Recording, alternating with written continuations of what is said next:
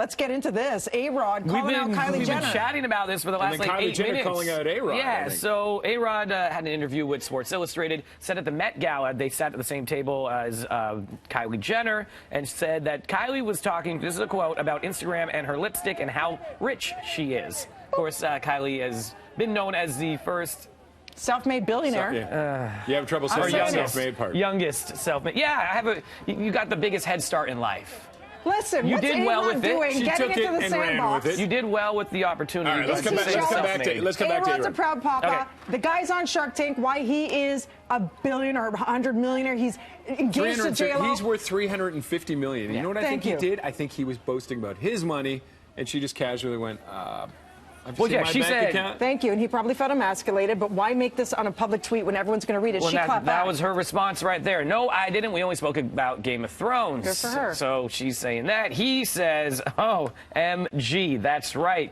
It was me talking about you and your makeup line and how much my girls love you.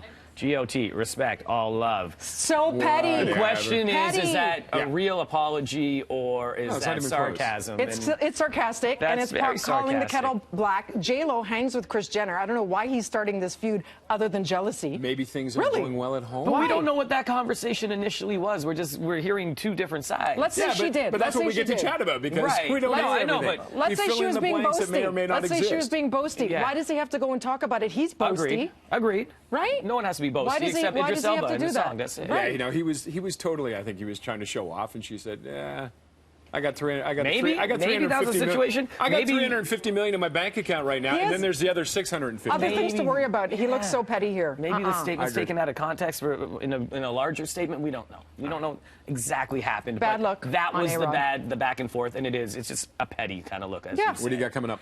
Annabelle.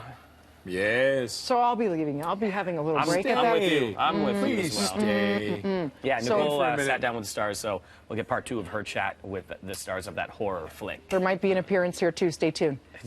Right now, over to Mel.